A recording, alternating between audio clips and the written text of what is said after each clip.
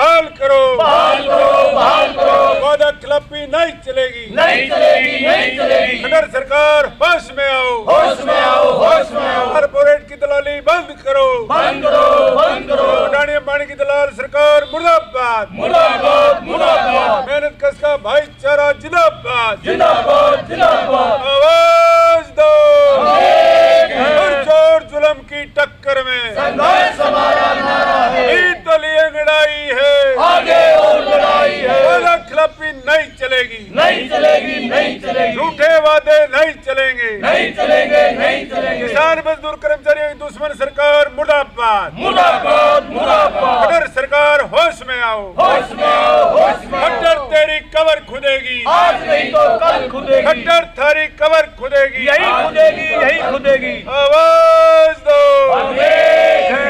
जिंदाबाद, जिंदाबाद, जिंदाबाद, जिंदाबाद, जिंदाबाद, जिंदाबाद, मेहनत कश का भाईचारा जिंदाबाद, जिंदाबाद, जिंदाबाद, एकता जिंदाबाद, जिंदाबाद। नमस्कार दोस्तों, आप सभी का एक बार फिर से स्वागत है आपके अपने चैनल हरियाणा की ताकत और भाई बेबाक हरियाणा बेखौफ हरियाणा पे। भाई पहले भी देखे होंगे तो हमने बहुत सारी वीडियो पर जो पीटीआई टीचर है इनका कोई समाधान नहीं हुआ अभी तक। हालांकि इन तक गोली दी थी बीच में, ये थोड़े से ठंडे बैठ गए थे, वो भी पूछेंगे क्या कारण था। ईब आज जो योगा दिवस है उसके ऊपर ये यार भाई योगा भी करने लग रहे थे, क्योंकि भाई इनका तो जो शेड्यूल में था ये अपने लगातार प्रैक्टिस कर दे रहे हूँ भी, इनकी आदत भी बन रही है। बातचीत कराएंगे अपने साथ बबीता मैडम जी है कि इनसे बातचीत कराएंगे, क्योंकि पीटीआई जो हम भाई पिछले 1 साल तक संघर्ष कर रहे हैं पर अब तक कोई हल नहीं लग रहा है। राम राम जी। नमस्कार, नमस्कार भाई प्रिंस। आपके चैनल का हमारे यहाँ धरने पर पहुँचने पर बहुत बहुत स्वागत करती हूँ अपने सोनीपत के सभी साथियों की तरफ से। अच्छा 1 साल हो गया जी, फिर भी तो बताओ थे उपचुनाव में एक बार गोली दी थी आप तक कि भाई वापस कर देंगे, फिर क्या रहा उसका? बस आप वाली बात बिल्कुल सही है कि जब तक ये काम नहीं होता तो गोली ही समझ सकते हैं हमें। आज का दिन हमारे लिए बहुत बड़ा दिन है कि लगातार 10 साल तक इन पीटीआई साथियों ने वो खिलाड़ी तैयार करे, वो प्योध तैयार करी जो हरियाणा का नाम स्वर्ण अक्षरों में उन राष्ट्रीय स्तर पर अंतर्राष्ट्रीय स्तर पर खेल कर उन बच्चों ने हरियाणा का नाम रोशन किया। और आज का दिन योगा डे 21 जून, जिसमें कि 10 साल तक इन पीटीआईयों ने अपने सभी बच्चों को, अपने स्टाफ को स्कूल लेवल से लेके और अपने डिस्ट्रिक्ट लेवल तक हर जगह 10 साल तक योगा डे, जब से ही ये 2010 के पीटीआई लगे थे तब से ये योगा डे मनाने लग रहे हैं। तो आज हमें बड़ा दुख हुआ कि 10 साल तक जो योगा करवाते थे वो टीचर आज इस दरे पर बैठने के लिए मजबूर कर रखे हैं। तो मैं तो हरियाणा सरकार से यही कहना चाहूँगी कि इन साथियों की सुध ली जाए। 1 साल लगातार हो गया है और सीएम साहब ने वादा किया है, उस वादे को निभाएं कि इन पीटीआईयों का चूल्हा नहीं बुझने दिया जाएगा। लेकिन मैं कहती हूँ कि क्या ये कोरा ढकोसला था एक बड़ौदा के इलेक्शन को जीतने का, ताकि ये पीटीआई शोर ना मचाए और इनको चुपचाप बिठा दिया जाए।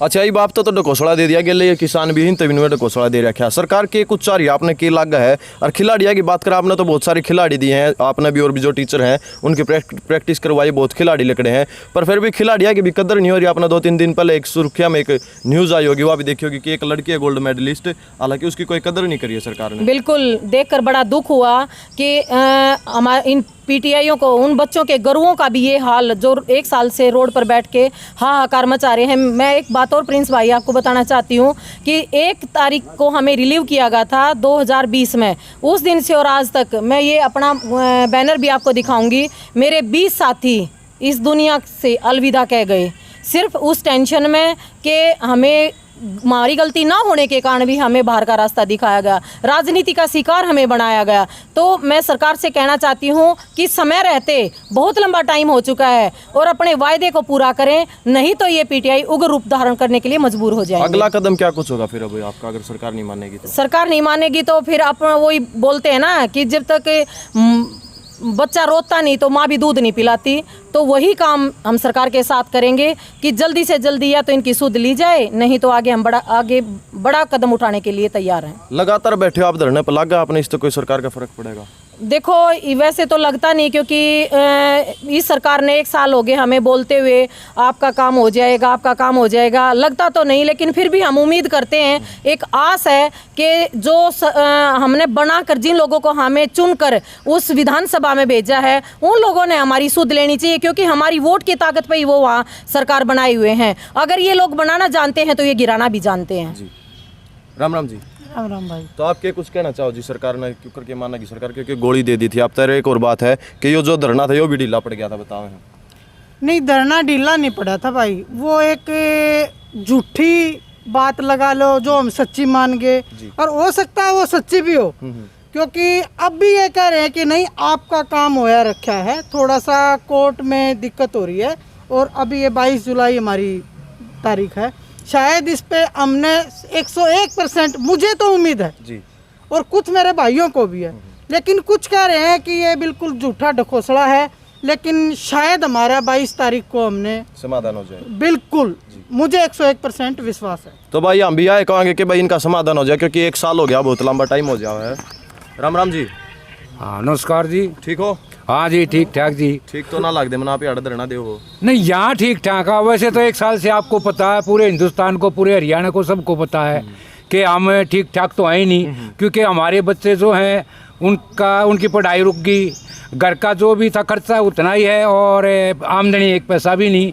और मुख्यमंत्री जी ने आश्वासन दिया था जो गोली बता रहे हो, और गोली लग रही है कि भाई आपका चूल्हा नहीं बुझने देंगे, लेकिन हमारे चूल्हे पे तो पानी डाल दिया, जो थोड़ा बहुत भी ददक रहा था वो भी पानी डाल जाएगा। और दूसरी बात क्या थी, जो हमारा बनता था, कोर्ट ने भी ये कहा था भी जो इनका बनता है वो दे दो, उस पर भी इन्होंने लेटर डाल दिया कि भाई इनका वो भी रोक लिया जाए, NPS और जो भी हमारे मतलब अधिकार में जो हमारी बातें आती हैं, जो हमारे जो पैसे हैं वो भी रोक लिए गए। बाकी कहने की बात ये है कि हमारे जितने PTI है वो कुछ तो अटैक होने से मर गए। उसका कारण ये था कि अब बच्चा स्कूल में जा रहा है, स्कूल की फीस नहीं दे जा रही, एक तो मानसिक परेशानी, सोशल जो है ना समाज में क्या है कि भाई ये जो PTI थे इनके बच्चे स्कूल में जाते थे, आज क्या करेंगे ये, वो कुछ तो सोच सोच में ही मर गए, टेंशन होगी उनका बहुत ज़्यादा।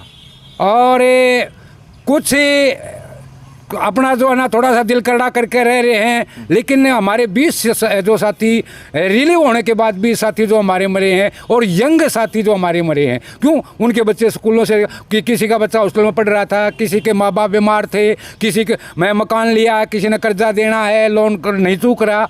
तो कहने का मतलब ये है कि एक मरने के कगार पर बाकी भी साथी मरे, समझो इनको। चारों तरफ तो यो है कि न्यून तक किसान भी दुखी हैं, PTI टीचर दुखी हैं, खिलाड़ी भी दुखी हैं। क्या मानो आप सरकार के कुछ चाह रही है? सरकार तो ये पता नहीं क्या चाह रही है, लेकिन सरकार, मैं ये मानता हूँ, मेरा अपना मानना है कि सरकार का अगर औलाद होती तो कुछ सोचते। ये सब बेऔलाद हैं, इनको ये पता नहीं भाई बच्चे का खर्च क्या होता है, घर का खर्च क्या होता है, माँ बाप का खर्च क्या होता है, पत्नी का खर्च क्या होता है।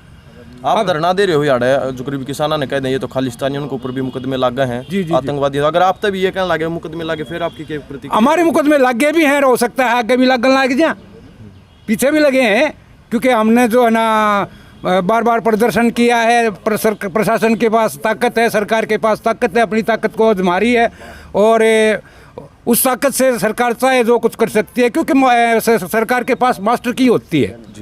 मास्टर की में वो जहाँ अगर हमारे को एडजस्ट करना चाहे तो इनके पास ज़्यादा कुछ नहीं है, ये अब जो भी करना चाहे बहुत जल्दी कर सकते हैं।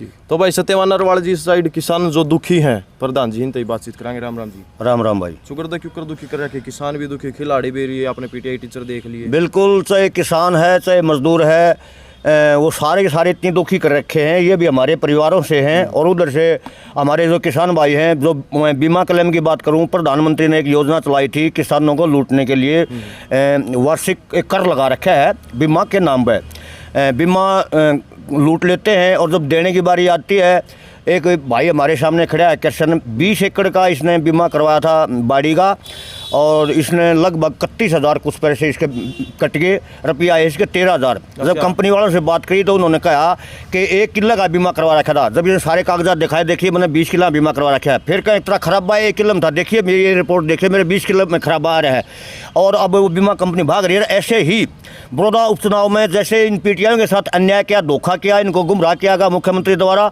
हमारे को किसानों को भी ऐसे गुमराह किया गया। हमारे हज़ारों पेंडिंग सोनीपत जिला की ऐसे केस हैं 2018, 19 के 17 के, जो किसानों के साथ बड़ा धोखा कर रखा है, लूट मचा रखी है बीमा कंपनियों ने।